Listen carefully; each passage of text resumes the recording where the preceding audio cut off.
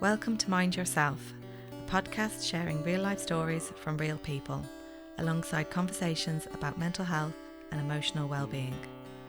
Listener discretion is advised, as this episode may include themes some listeners may find distressing. Wherever you're joining us from, whether you're walking, driving, or taking a quiet moment for yourself, you're very welcome here. Let's get started. Myles McKenna, you are very welcome to the Mind Yourself podcast. Thank you for joining us today. Myles, you are a breathwork wellness coach and founder of Andagda therapy. Am I saying that right? Andagda, that's Andagda. correct. Where did that name come from, Andagda? It's an ancient Irish name. He was an ancient Irish god of the Tuatha De Danann. Mm-hmm. And I wanted something that was uniquely Irish. And I looked at Cuchulainn and other well-known masculine archetypes from ancient Ireland, but Cuchulainn just didn't fit right for what I wanted to achieve.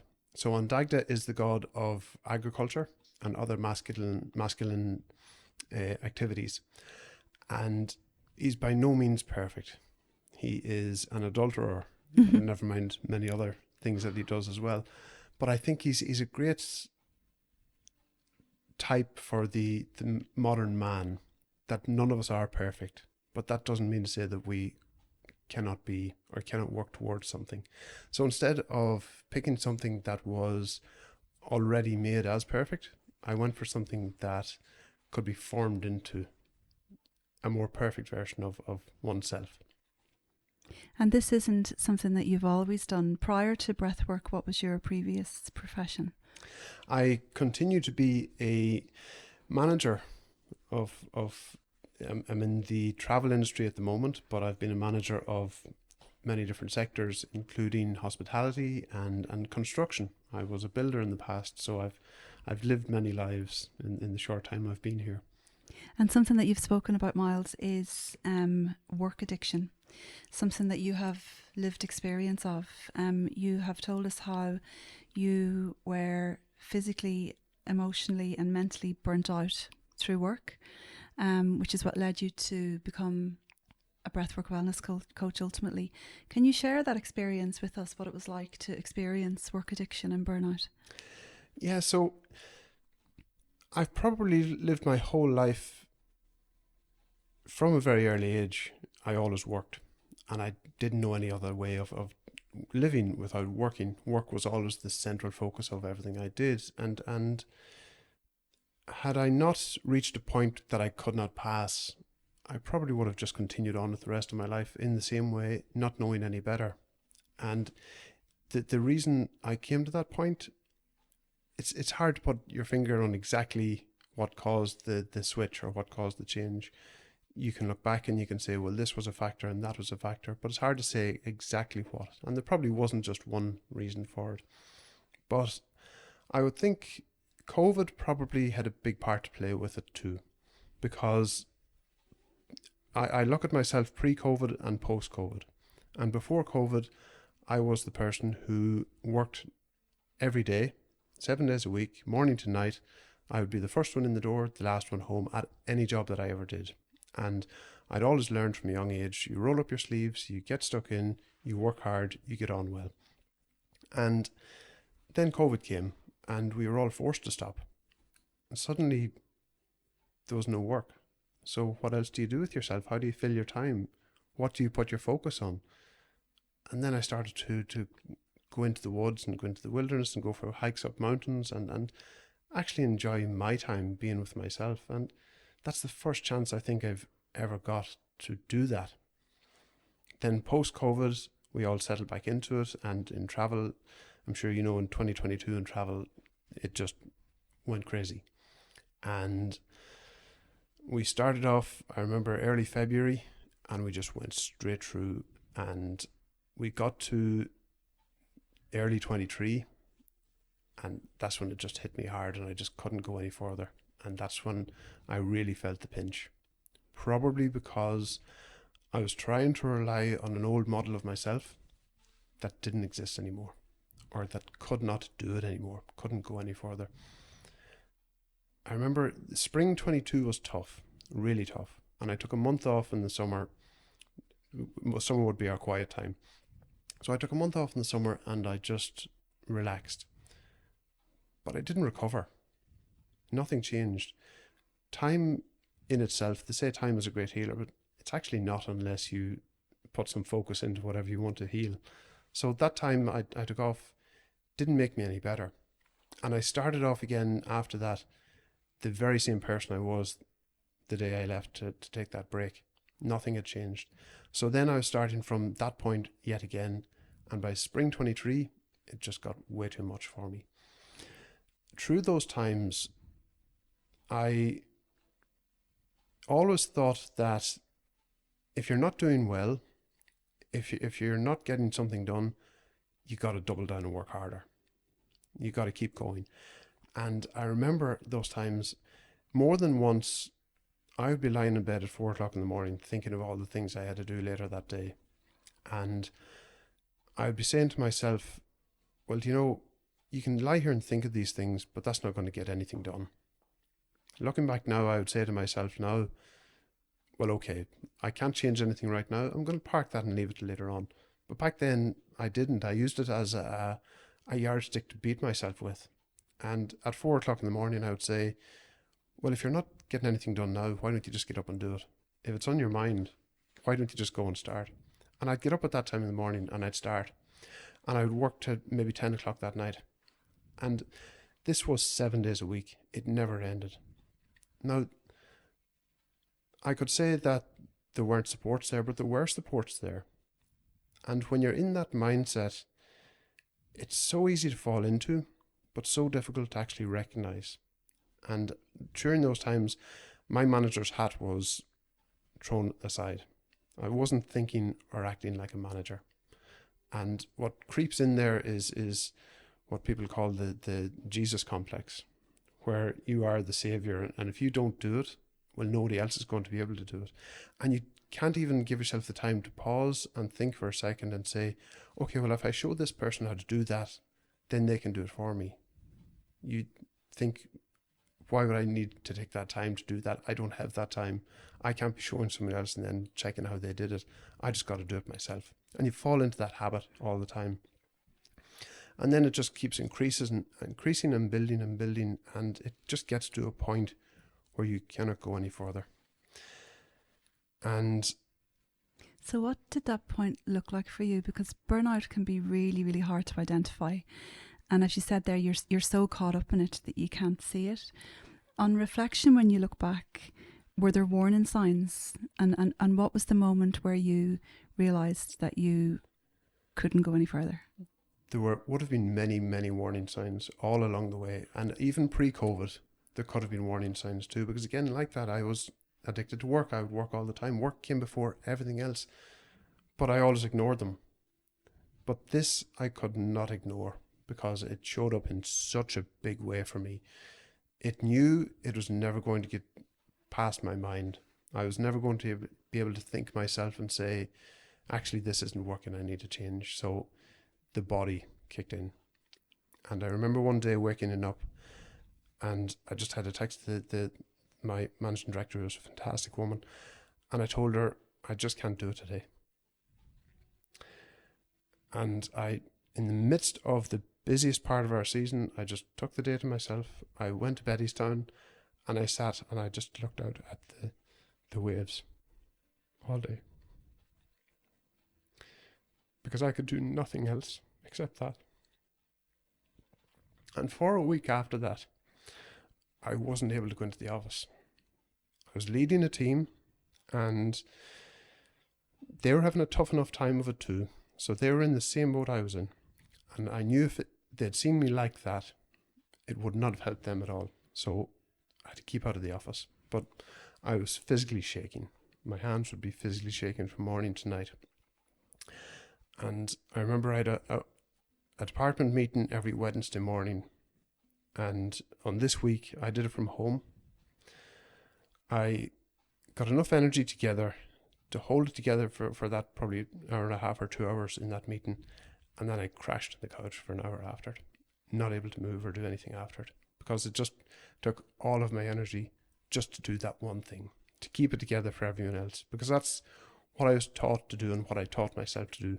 keep going, keep it together, don't show weakness. So we pulled it together. And I'm now very open with the team in telling them this. So I don't keep this hidden from them, because from time to time they'll come to me feeling the same way. And I can tell them, listen, I know exactly what you mean, because believe it or not, I've been there. Do you think you were feeling shame and failure Totally. attached to it? Absolutely. Yeah. It wasn't what has got me into this position, or why have I got into this position. It was, why can I not get myself out of it? It wasn't empathy or compassion for myself. It was, get in there and work harder, get through this, get it done. And it just comes to a point when you absolutely cannot do that anymore. You can't function like that all the time.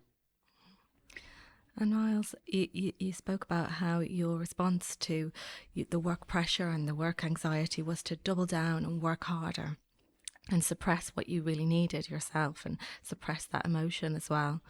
Why do you think it is that it is so difficult to be vulnerable, particularly for men?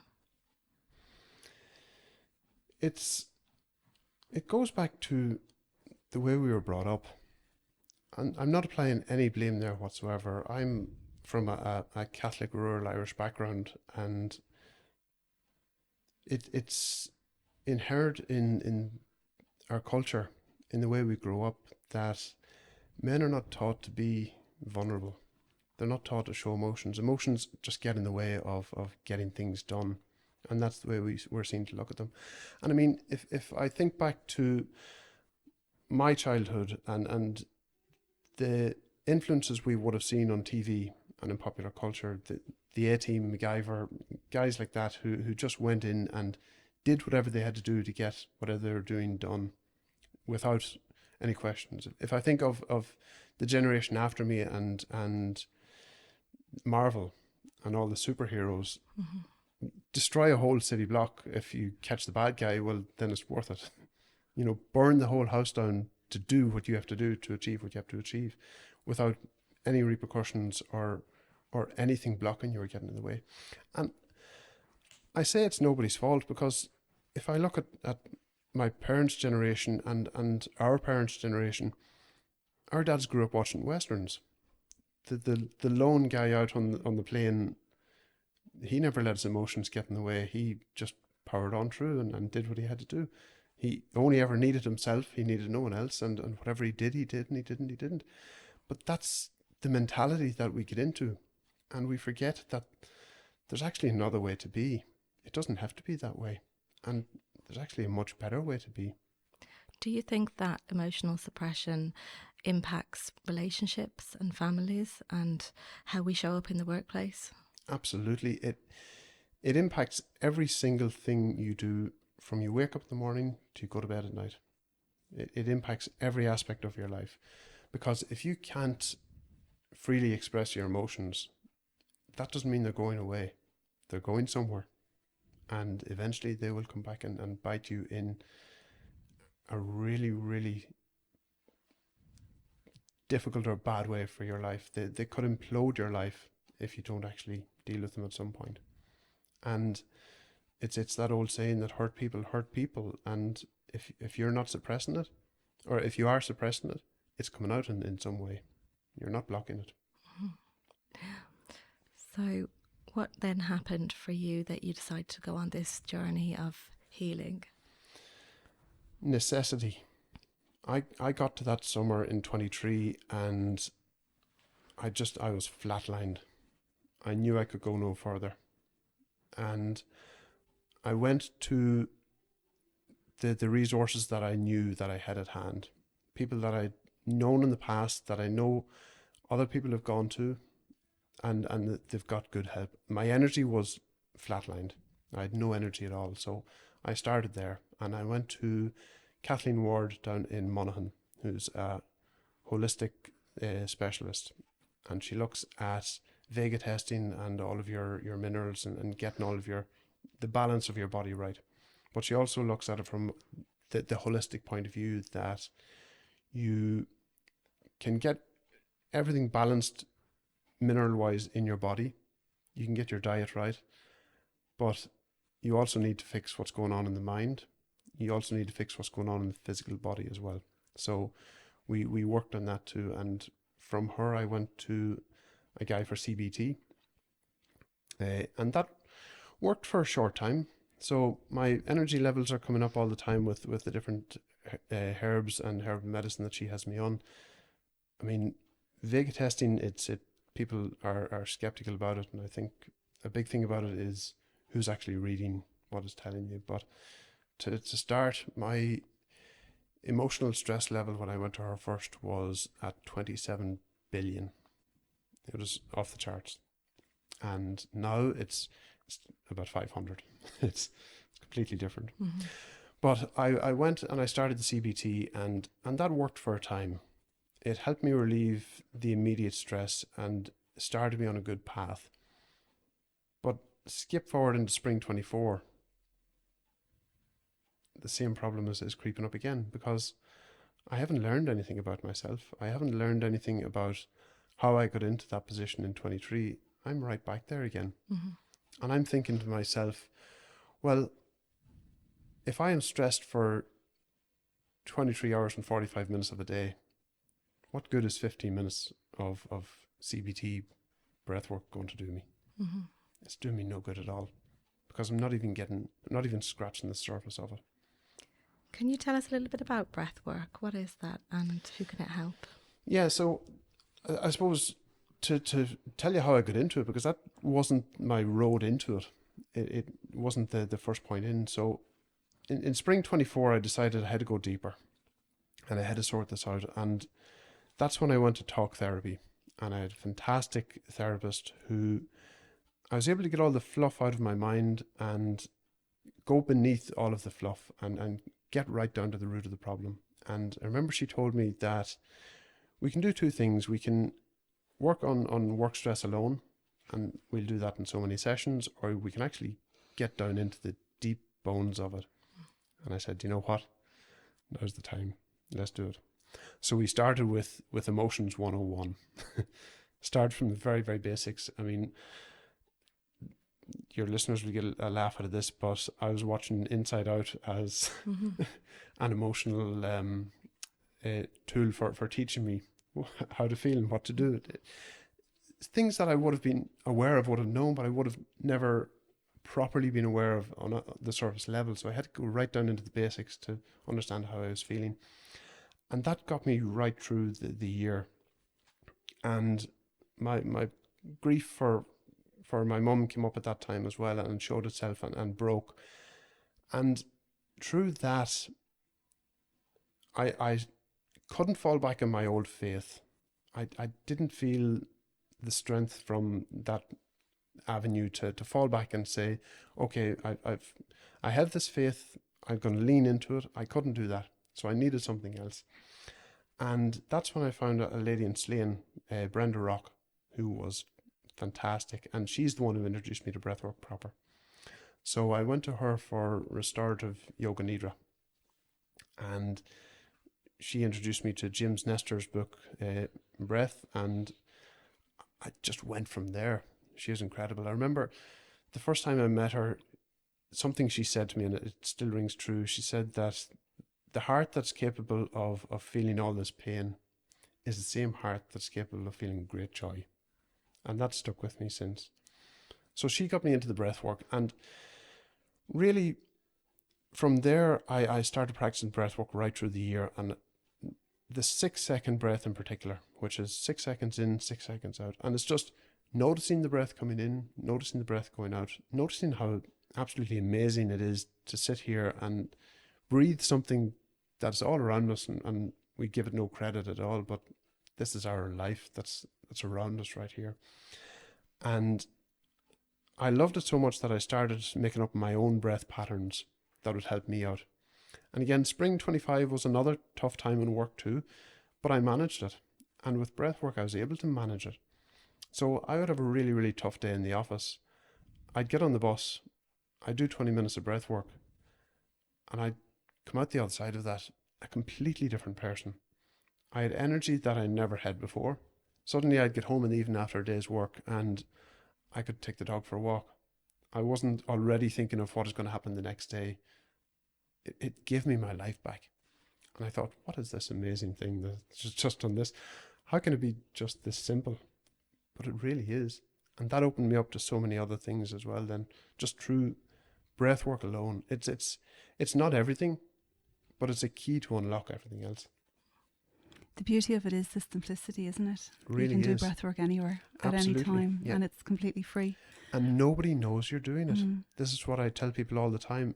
You can be standing in a queue in the shop and actually practicing breath work, and no one around you even knows it. But it's like giving yourself a warm hug, just doing that itself, just taking that time for yourself to notice what you're doing and to notice how you're breathing. It's an incredible thing. And it would tell you so much about you, about yourself, just by the way you breathe in and breathe out. It's amazing. It really is. You mentioned there that you really had to go back to basics in terms of, I suppose, effectively rebuilding yourself after crashing into this wall. Was there anything else that you had to revisit or, do differently, as well as breath work? Were there any other practices that helped you to, I suppose, slowly but surely just make shifts and changes to get you back on track? The talk therapy was a huge one. It really was. And something I never actually realized before, but to have someone who could hold space for you, a space that you can't hold for yourself, that's incredibly powerful. It's amazing. And to have someone who believes in you and believes that in your abilities to heal yourself, that's something I never allowed myself to have before that. So I gave all this power to someone else, to a trusted person, and they were able to hold that for me. And that is amazing, because it got all that noise out of my head. It took away all of those false beliefs that I would have carried from childhood, from society, that to be strong is to not be vulnerable. Actually, no. The greatest vulnerability the greatest strength you could ever have is to actually be vulnerable and allow yourself to be. I know that now. So that is fantastic. And in doing that, it opened me up to all the other possibilities and practices. So I've done so many things since that, and so many different techniques and modalities that I would have always thought as fluff beforehand, or that's a bit airy-fairy, I wouldn't be for that. But now, no, I'm open to it all. I've done Reiki, fantastic. The energy centers, I understand so much about me just by focusing on those things alone. I have done myofascia realignment, where I've released the trauma that's stored in my muscles and my fascia and released that out, and learned a lot about myself in doing that too. And so many other different meditative techniques and lots of different things like that I'm open to it all now. And for me, it's noticing what's around you and noticing what you notice. And it's always been there. It's been there forever. But we just never see it. We never notice it. We just take it for granted. So when you look back now, Myles, do you believe that your work addiction was your way of coping or suppressing the unresolved trauma or Totally. stress? Yeah. And my mum was diagnosed with Alzheimer's when I was 15. So I lost her at a very early age, and she died. She lasted 12 years after that, so she died a good number of years after that. But still, through those late teen years, I didn't have my mum to rely on. But even before that, my will to work was great. It was there, and I'm an ordinary person. There's nothing special about me.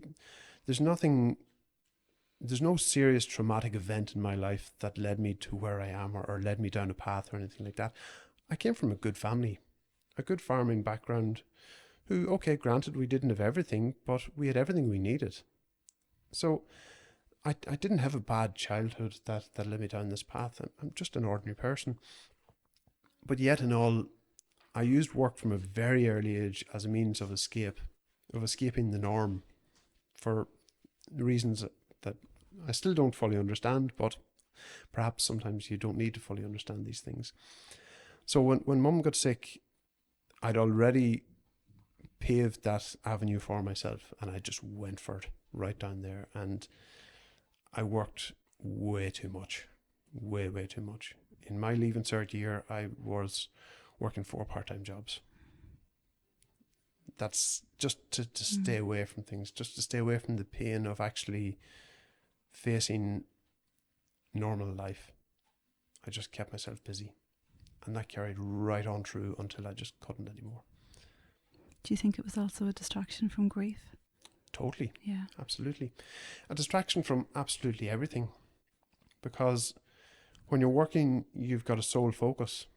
Your focus is on this goal and this goal alone, and that's all you think of. And I used to think to myself that I would get a really good night's sleep after a really hard day's work.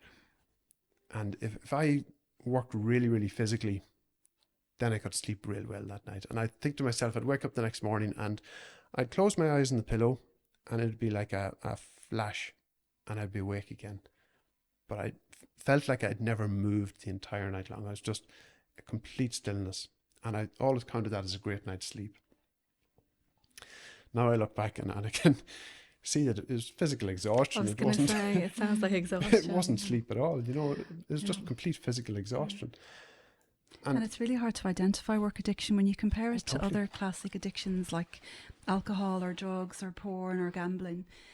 It's very easy to see where the problem is. Yeah. But with work as well, you know, there's that sense of, you know, you're probably rewarded for working hard too. People think well of you. They think you're motivated, ambitious, reliable, dependable, all these things. So there is a real kind of reward from it too, but much harder to notice or see. Definitely is, yes. And again, like that, we've always taught, and everyone of our age has been taught, work hard, you'll get on well. Put your head down, work hard, you'll get on well. I think things are different now for the new generation coming up, because I feel sorry for them in so many ways. They don't have the same work ethic we have, but there's a reason for that. It's because they may never get on the property ladder. It doesn't matter anymore that the harder you work, the better you'll get on. That doesn't exist anymore. So from working with younger people, I've actually learned a bit of that myself as well. And I've taken a bit of that on board, that, okay, granted, that's the way I was taught. But actually, you know, there's another way, and maybe the way I was looking at it wasn't the full picture. Maybe in part it's right. For us, we worked hard, we got on well. I wouldn't be where I am right now today if I didn't work hard. But there has to be a limit. There has to be a line. And when you put work before, way before family, way before yourself, that's the danger zone right there. You know, and how do you balance it now that you're aware of it? How do you stop yourself from being pulled back in? Because like any addiction, if there's temptation, it can be really hard to resist. One great word I've learned that I never actually knew before, never had before: boundaries. This is what I do. This is what I can control. This is out of my control. This is what I need to do. This is what's on my list. But this does not belong to me. Whereas beforehand, I was far too willing to take on absolutely everything for everyone. Now, I know clearly what's mine. I know clearly what I can help with, but I know clearly what's not mine. And that has helped me an awful lot. Plus, time for yourself is huge. So checking in with yourself all the time to see, well, actually, can I take that on? Can I do that? Because I've got all these other things to do. And it's great, and you're great to be a yes man for everyone else and say yes, and just keep it coming, keep loading it up. But at some point in time, the tasks you have to actually do will fall aside and will suffer because of that. So are you helping yourself or are you trying to help others? Because you can't do both as effectively as you might think you can. When I used to interview staff, I'd always ask the question about a multitasker, because multitasking was always the tick box that we all went through in interviews. And they're a great multitasker, they'd be fantastic for us. It's actually the dirtiest word. It really is. I would not describe myself as a multitasker now. I would say that I'm a priority tasker, because what I've learned is multitasking takes all of the space in the front of your brain, that cognitive front of your brain, and it just eats up all that space. And the more you try and fit into any one time, the less effective you'll do any of it. So I've learned that too. And for anybody who's listening today who's maybe feeling stuck or overwhelmed, or maybe they're recognising work addiction is something that's true of them too, what would you want them to hear today? There's something in this. So really what I want them to hear is that, yes, they may be in a really tough place, and they may be on their daily grind, and it's really, really getting them down. But it's not the end. This is not their life summed up in this. This is not the way it's going to always be, or the way it has to always be. There is help, and there are things you can do to get out of that. And that's a big thing to say, because when you're in that mindset, when you're stuck in that, it's really hard to actually accept help, because you don't think that it's there for you, and you don't think there's anything there that can help you. So you get to a point where you just can't go any further. And then you start looking outside of your own life, outside of where you are right now. And that's when the 3 a.m. job scrolling comes in, because you think, well, this job's terrible. If I change my job, it'll fix everything. If I make this massive, big, huge life change now, I'll be fine. And actually you won't at all, I'm sorry to say. You will take all of that baggage with you to the next job. You'll have the honeymoon period, it'll be fine for 6 months, and after that, it'll start to creep in again. That's what's going to happen. So, not only did I not leave the job I was in, I actually got a promotion with the same company and stayed with the same company. And that's been the right fit for me, which has been great. It may not be the right fit for others. It may be that they need to change the job or make some big life change. But the first thing they have to do is to recognize that they're in a bind, that they do have a problem, and it's not the position to make a big life change in. You can start to repair yourself from that point. You can stay in that same job and do the few basic repairs, get yourself back to basics, to clarity of thought, and then with clear vision, know where you want to go going forward, instead of just leapfrogging from one problem into the next. Yeah. If somebody was wanting to get in contact with you, Myles, to attend one of your classes or to see you one-to-one, how would they get in touch with you? So I have the website on dagdotherapy.com.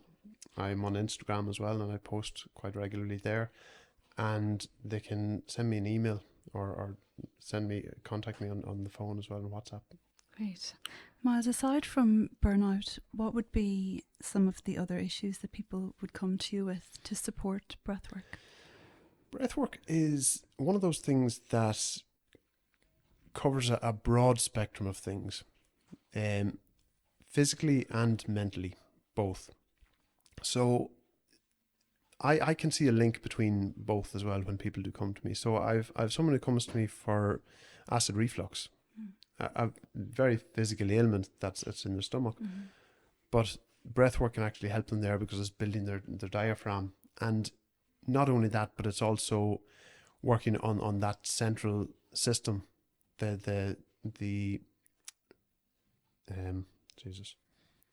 digestive system. That's my little pause there. The digestive system. And it can help them improve many other things like that. Another one that I find very, very common, especially among the Irish mammies, is tinnitus, ringing in the ear.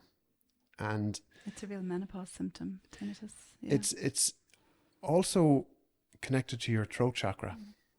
And the mammy is the person in the house who's keeping it all together, who is trying to keep the peace for the whole family and not saying their own truth, and perhaps not saying their own truth even to themselves as well.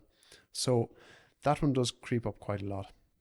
Humming is fantastic for that, actually. Breathing in and humming out is a brilliant one. And there's lots and lots of others. Anything to do with respiratory, the asthma in particular. We build the lungs, so you're building as much capacity in the lungs as you possibly can, and you do that by slowing down your breath as slow as you possibly can to build that capacity. That's a big one. Blood pressure, any heart issues, anything like that, breathwork is key to settling all of that down as well. And again, it's not something on its own, and that's something I have to say. You still need the medical help, the medical advice. This is not a standalone medical fix. It's complementary to everything else. And the same for the mental side of things as well, to the mental clarity and helping settle down into yourself and get to know yourself. It's great, but it needs to be complementary to talk therapy or something like that to be most effective. That is something about it. So as I say, it's the key to unlock everything else, but it's not everything else on its own. Mm-hmm. And in terms of your own healing journey, you've spoken about the power of nature. What is it about nature that gives you, I suppose, solace or peace? I first went to nature for the calmness, for the quietness, the peace, and I stayed with it for multitudes of other reasons after that. But that is where I started, just to get out and get a breath of fresh air and just look around you. And now it's interesting that on the day you had your burnout moment that you went to the beach. You drove to Bettystown to just sit there. Yeah. To the sea, to the water, back to that. Yeah, there's a lot in that itself. And now I'm interested in the cycle of nature and how nature will cycle back around on itself all the time. And if you're out in nature, you can actually see that. And it will teach you so much. I remember I was going to the woods after grief broke from Mum. I was going to the woods every single morning. I'd start my walk off every morning through the woods and not looking for anything, just noticing. And I wouldn't listen to anything. I'd be open to everything. I'd just walk slowly through the woods and see what comes up. And things would just come to you. Thoughts and ideas would come to you. There was an old stump of a tree that is an old dead tree. And I'm thinking, well, there's death right there. There's life and death right there. And on the days that I passed that, I noticed more and more all of the life that's in that death. So yes, this is a dead thing. This thing has passed its living on this earth. But it means something even now, even in death. What it is a microcosm for all of this other life that can come from this really, really sad event. And you can apply that to life. You can apply that right to your own grief, straight there, that this is for a reason. There's a reason that you're feeling this pain. There's a reason that you have to do this work, because maybe you can help someone else do this work too. You are healing not only yourself, but those before you and those after you, all at the same time. And there are other things that struck me in nature as well. And one of the most fascinating things is, and again, this just came to me one day, the air we breathe is the same air that has been around forever. It's the same air that the dinosaurs breathed. How many times have you and your ancestors actually taken the same breath? And when you think about that, the water you drink, that's exactly the same too. It just keeps recycling. Life is cyclical. It just keeps going around in circles. But that was one of those wow moments that just grounded me completely and floored me. And it made me much more humble to my own life. in that what I do on a daily basis really does matter, even though some days you might feel that it doesn't. But it's not just about ticking things off a work list. It's much, much broader than that. Life is much wider and vaster than that. And through that and through learning about nature and all of that, it took me down another path as well, that I wanted to know more about it and learn more about it all the time. And going back to our ancestors and how they worked this land and how they came here. And that, when I say ancestors, I don't just mean Irish ancestors, because if you only arrived here yesterday, well, you're of this land now, and we're all of the same story. So, but I think back to the first settlers and the first farmers, and those who scratched seed into the earth. They just did it to survive. It's a survival thing. They just scratched the earth, put the seed in, had the crop, not knowing or thinking any more or anything else about it. But how far advanced are we now today, because they just scratched that seed into the earth? So now when I'm out in the woods and I look around me, I think to myself, how am I scratching my seed into the earth today for those that are going to come in front of us? Because it's just the simple little things. You're not even aware of the importance of yourself in the greater scheme of things. But each and every single one of us are important. And we all have our job to do. Myles, before we finish, is there anything that you'd like to share with us in relation to how you mind yourself? Yeah, so through the journey that I've been on, I've learned that self-care is not a big thing. It's not a big event. It's not, well, I look after myself because I took a week's holidays this year and went to the sun. It's the small little tiny things that you do every single day.